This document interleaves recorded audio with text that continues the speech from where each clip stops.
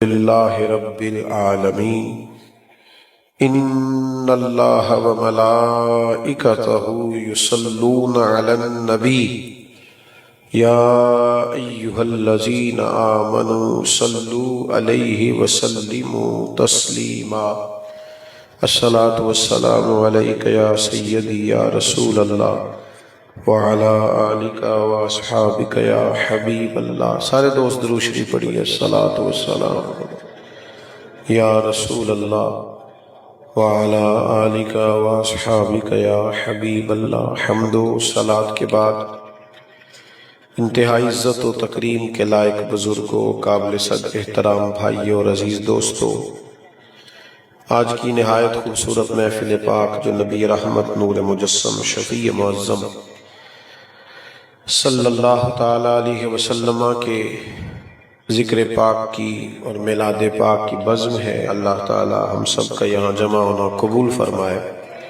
ہمارے بھائیوں نے جس محبت کے ساتھ، جس خلوص کے ساتھ، جس ذوق کے ساتھ اس عظیم محفل کا انعقاد کیا ہے، اللہ تعالیٰ ان کو اس کی برکات عطا فرمائے۔ محفل کے ادب کے خلاف ہے، جو دوست کھڑے ہیں وہ جلدی سے بیٹھیں۔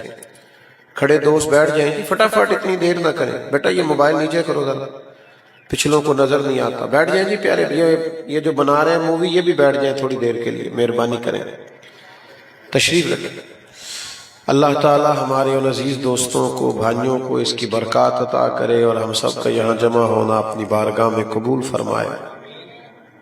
اللہ تعالیٰ نے انسان کو جو زندگی عطا کی ہے، تو اس زندگی میں کئی چیزوں کی انسان کو بہت زیادہ ضرورت ہوتی ہے۔ کھانا کھانے کی، سونے کی، سانس لینے کی،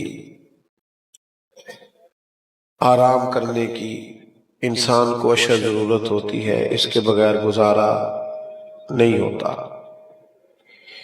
انہی ضروریات زندگی میں سے ایک اہم ضرورت محبت بھی ہے۔ گھر میں ساری نعمتیں موجود ہوں، گھر بھی کشادہ ہو، اللہ تعالیٰ نے دولت، اولاد، وسعت سب کچھ دیا ہو، پر گھر میں رہنے والوں کی ایک دوسرے سے محبت نہ ہو، تو اس گھر میں رہا جا سکتا۔ لیکن گھر میں بسنے والے ایک دوسرے سے پیار کریں، اگرچہ پیسے تھوڑے بھی ہوں تو گزارا صحیح ہو جاتا ہے۔ محبت ایک ایسی نعمت ہے جس کی سائے کے نیچے انسان بڑے بڑے تلخ اور بڑے بڑے مشکل وقت بھی بڑی آسانی سے گزار لیتا ہے۔ نبی پاک صلی اللہ تعالی علیہ وسلم نے فرمایا، مشکات میں حدیث موجود ہے، حضور فرماتے ہیں مومن ہوتا ہی محبت والا ہے، مومن الفت والا ہوتا ہے۔ فرمایا اس میں کوئی خیر نہیں جو نہ محبت کرے نہ اس سے محبت کی جائے۔ تو محبت کسی بھی چیز میں جب آتی ہے تو اس چیز کو روشنی اور تازگی دیتی ہے۔ کوئی بھی دنیا کا کام ہے، آپ اسے تلخ ہو کے کریں گے وہ ٹھیک نہیں ہوگا، لیکن اگر اسی کام کو محبت سے کر لیں گے تو تھکاوٹ بھی نہیں ہوگی۔ آپ اسی کام کو جو بظاہر مشکل ہے، کٹھن ہے، سخت ہے، اسی کام کو پیار سے کر لیں، اطمینان سے کر لیں، تھوڑا خوش ہو کے کر لیں، تو آپ کو لگے گا کہ ماشاءاللہ کام بڑی آسانی سے ہو گیا ہے۔ تو اپنے مزاج کو محبت والا بنانا چاہیے، طبیعت میں محبت لانی چاہیے۔ اللہ تعالیٰ نے قرآن مجید میں ارشاد فرمایا ہے کہ وَالَّذِينَ آمَنُوا أَشَدُّ حُبًّا لِلَّهِ، فرمایا وہ لوگ جو ایمان لے آئے وہ اپنے رب سے شدید محبت کرتے ہیں، پیار کرتے ہیں اپنے مالک سے۔ ان کی عبادتیں، ان کے صدقات، ان کا جہاد، ان کی زندگی کی ساری جد و جہد، یہ اللہ کی محبت میں ہوتی ہے۔ وہ اپنے مالک سے پیار کرتے ہیں، اور یہ محبت کیا کرتی ہے؟ یہ ایمان کا ذائقہ دیتی ہے بندے کو۔ جب انسان اللہ رسول سے محبت کرتا ہے تو اسے ایمان کا ذائقہ نصیب ہوتا ہے، اسے ایک مٹھاس ملتی ہے۔ نبی اکرم صلی اللہ تعالی علیہ وسلم نے خود بیان فرمایا ہے، بخاری مسلم میں موجود ہے، حضور فرماتے ہیں کہ اگر تم چاہتے ہو تمہیں ایمان کا ذائقہ نصیب ہو تو 3 کام کرو۔ ایک تو ہر چیز سے بڑھ کر اللہ رسول سے پیار کرو، اور ایک فرمایا جس سے بھی پیار کرو رب کی رضا کے لیے کرو۔ ذاتی لالچ، ہرس، ہوس، یہ سارے درمیان سے نکال دو، محض اللہ کی رضا کے لیے۔ الحب للہ والبغض للہ، اللہ کی رضا کے لیے لوگوں کے ساتھ معاملات کرو۔ اور تیسرا فرمایا ایمان لانے کے بعد تمہیں کفر کی طرف جانا اتنا ناپسند ہو جتنا انسان کو آگ میں جانا ناپسند ہوتا ہے۔ یہ 3 کام کرو گے تو تمہیں ایمان کا ذائقہ ملے گا، تمہیں مومن ہونے کا لطف اور مزہ نصیب ہو۔ تو اللہ سے محبت کرے، پھر اس کے پیارے رسول صلی اللہ تعالیٰ علیہ وسلم سے محبت کرے۔ اور نبی پاک صلی اللہ تعالیٰ علیہ وسلم کی محبت تو سارے ماحول کو خوبصورت بنا دیتی ہے۔ حضور فرماتے ہیں تمہارا ایمان ہی مکمل نہیں ہوتا جب تک ہر چیز سے بڑھ کر مجھ سے پیار نہ کرو۔ نبی پاک علیہ السلام کی محبت تازگی دیتی ہے، ٹھنڈک دیتی ہے۔ اور یہ جتنا دین میں جہاد کا کام ہوا، خدمت کا کام ہوا، تبلیغ کا کام ہوا، تدریس، تحریر، تصنیف کا کام ہوا، یہ سب سے زیادہ ان لوگوں نے کیا جن کی طبیعتوں پہ نبی پاک کی محبت کا غلبہ تھا۔ اس غلبے کی بنیاد پر ان کا مزاج بار بار پکارتا تھا کہ جد و جہد ہونی چاہیے، خدمت ہونی چاہیے، کوئی ڈیوٹی ہونی چاہیے، کوئی کام ہونا چاہیے۔ اس لیے کہ محبت جو ہوتی ہے وہ مجبور کرتی ہے انسان کو۔ کسی شخص کو محبت ہو جائے نا اپنے گھر والوں سے، اور وہ دیکھے میرے گھر میں غربت ہے، تو پھر لوگ ملک سے باہر چلے جاتے ہیں، 18 گھنٹے کام کرتے ہیں، خود ایک ٹائم روٹی کھاتے ہیں، لیکن اپنے گھر والوں کا خیال کرتے ہیں، کیونکہ محبت جو ہو گئی۔ محبت اللہ رسول سے جب ہو جاتی ہے تو پھر اسی طرح سے باقی سارے کام بھی آسان ہو جاتے ہیں۔ حضور سید عالم صلی اللہ تعالیٰ علیہ وسلم ایک دن گھر سے نکلے تو ایک صحابی نے حضور کا چہرہ نور دیکھا، تو اس کو محسوس ہوا کہ کچھ بظاہر کمزوری ہے نبی پاک کے جسم اطہر پر۔ تو اس نے عرض کی یا رسول اللہ صلی اللہ تعالیٰ علیہ وسلم، میں قربان جاؤں، چہرہ انور پر میں کچھ کمزوری کے آثار دیکھ رہا ہوں۔ تو کریم فرمانے لگے 3-4 دن گزر گئے، میں نے کھایا کچھ نہیں۔ نیرا میٹھا کھانا ہی سنت نہیں، فاقہ کرنا بھی سنت ہے۔ لوگوں نے سنت بھی اپنے اپنے حساب سے آسان اختیار کر رکھی ہے نا۔ 3-4 دن بیت گئے، کچھ نہیں کھایا۔ تو وہ صحابی پہلے گھر گئے، پوچھا کچھ کھانے کو ہے؟ کہا کچھ نہیں۔ پھر اپنے عزیزوں سے، پڑوسیوں سے، محلے داروں سے معلومات کی۔ جب کوئی چیز نہ ملی تو پھر بھی ہاتھ پہ ہاتھ دھر کے بیٹھ نہیں گئے، ایک باغ میں مزدوری کرنے چلے گئے۔ تیری تلاش میں پھرا میں جنگل، پہاڑ اور دشت میں، مزدوری کرنے چلے گئے۔ اور مزدوری اس طرح کی کہ ایک ڈول پانی کا کنویں سے نکالتے کھیتوں اور پودوں کو دینے کے لیے تو ایک کھجور ملتی۔ انہوں نے اپنی چادر بچھا لی، گرمی بڑی سخت تھی، اور محنت کرنے لگے، جسم پسینے سے شرابور ہو گیا، ہاتھوں پہ چھالے پڑ گئے۔ ایک ڈول پانی کا نکالتے، ایک کھجور ملتی۔ جب کچھ کھجوریں ان کی چادر پہ جمع ہوئی تو ان کو سمیٹا اور لا کے حضور کی بارگاہ میں پیش کیا۔ نبی کریم صلی اللہ تعالیٰ علیہ وسلم نے ان سے پوچھا تمہیں کس چیز نے مجبور کیا یہ کرنے پر؟ توجہ ہے نوجوانوں کی میری بات پر؟ تمہیں کس چیز نے مجبور کیا کہ ہاتھوں پہ چھالے ہیں، وجود پر پسینہ ہے، اس قدر مشقت کر کے تم یہ کھجوریں لے کے آئے ہو، کس چیز نے مجبور کیا؟ تو عرض کرنے لگے یا رسول اللہ مجھے آپ کی محبت نے مجبور کیا ہے، حضور یہ پیار نے مجبور کیا ہے، یہ محبت ہے جو یہاں تک لے آئی۔ تو رسول رحمت صلی اللہ تعالیٰ علیہ وآلہ وسلم کی محبت یہ بڑے بڑے مشکل کام آسان کر دیتی۔ انسان پیار میں آگے بڑھتا چلا جاتا اور وہ بڑا کچھ کرتا۔ دیکھیے صحابہ کے لیے کوئی مشکل نہیں تھا اللہ کے راستے میں خیرات کرنا۔ حضرت صدیق اکبر اپنے وجود کے کپڑے بھی اتار کے لے آئے، بوری اور ٹاٹ کا لباس پہن لیا۔ آج کتنا مشکل ہے لوگوں کے لیے، کیوں میرے بھائی؟ کتنا مشکل کام ہے، لیکن حضرت صدیق اکبر رضی اللہ، چھوڑے بیٹا اس پہ یہاں درست نہیں ہے، آپ نے یہ کام کرنا ہے تو سامنے تشریف لیں، اللہ آپ کو ڈھیروں برکتیں دے۔ توجہ رکھیں بات پر میرے عزیز، اچھی طرح سمجھیے گا کہ جب محبت ہو جاتی ہے پھر نہ انفاق فی سبیل اللہ مشکل ہے، نہ جہاد مشکل ہے۔ پھر تو ایک بھائی کو حضور نے تیار کیا ہے تو دوسرا کہتا ہے یا رسول اللہ میں اس سے زیادہ طاقتور ہوں، یہ قد میں بڑا ضرور ہے پر میری کشتی کرا کے دیکھ لیں۔ یہ سارے جذبے محبت کے وجہ سے پیدا ہوتے ہیں، یہ سارے ذوق محبت کی وجہ سے پیدا ہوتے ہیں۔ تو سمجھ لیں کہ نبی پاک کی محبت ہر مشکل سے مشکل کام کو آسان کر دے گی۔ یہ جو لوگ کہتے ہیں نا میرے اخلاق ٹھیک نہیں ہوتے، پیار کر لیں وہ میرے نبی پاک سے۔ یہ جو کہتے ہیں میں بے نمازی ہوں تو پیار کریں رسول پاک سے۔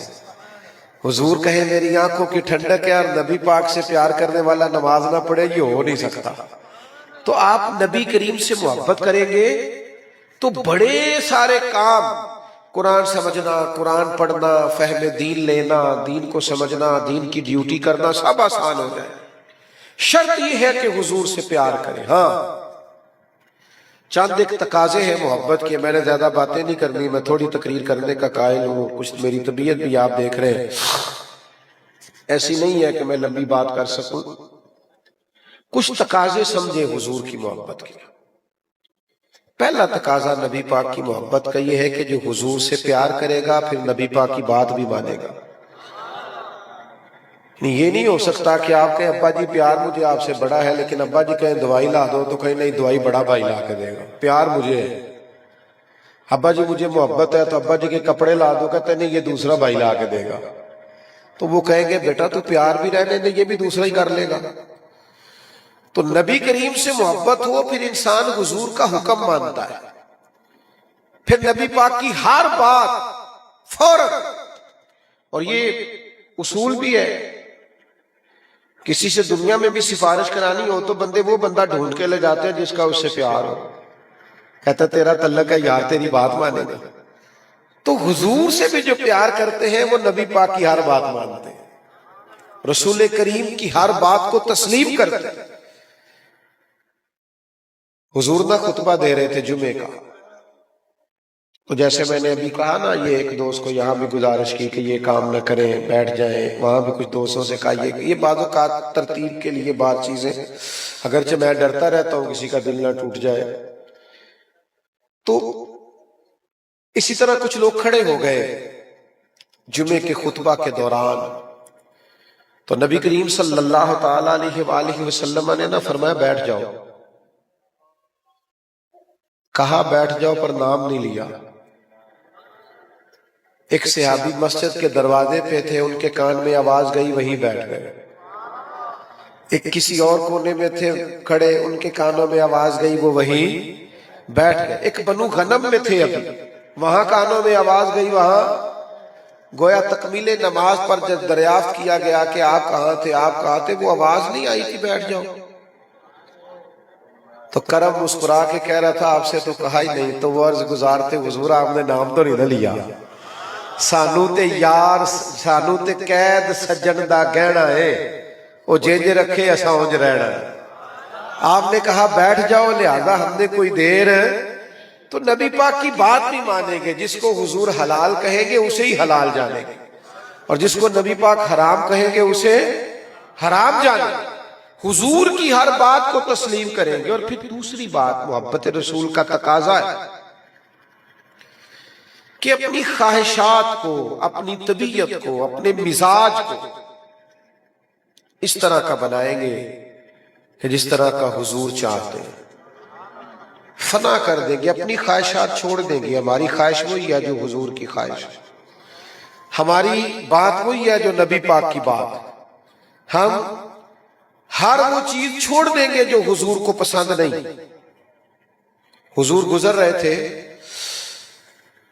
تو ایک صحابی کا وہ بلند و بالا مکان دیکھا، قبہ بنا ہوا ہے۔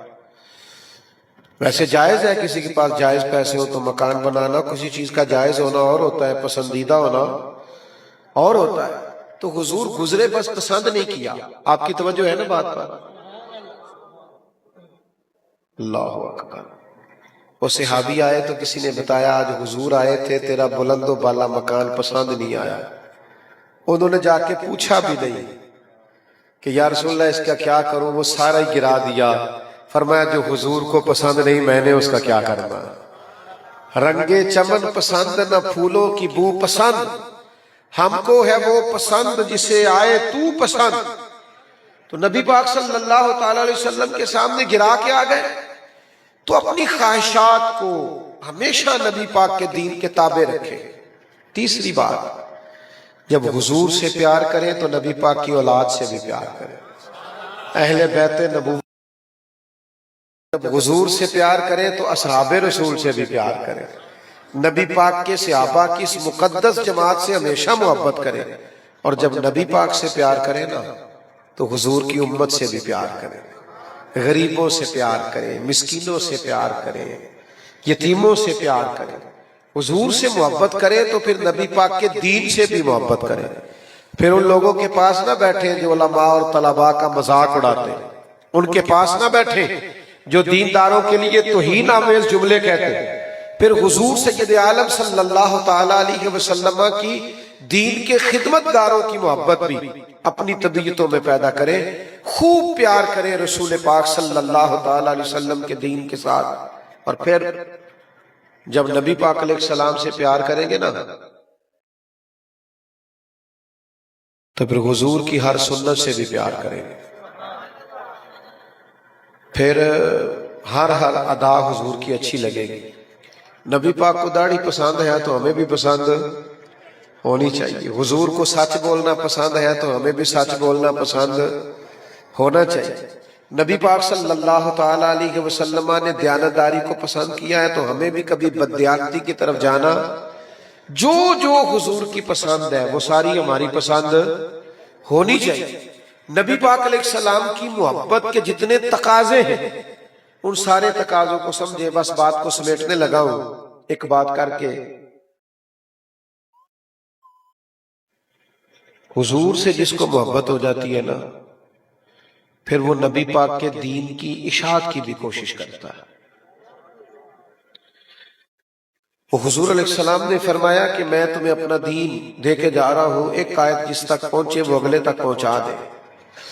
جب ہم حضور سید عالم صلی اللہ تعالی علیہ وسلم سے کامل محبت کریں گے تو پھر ہماری ڈیوٹی ہوگی کہ ہم نا دین کا پیغام آگے پہنچائیں، خدمت کریں۔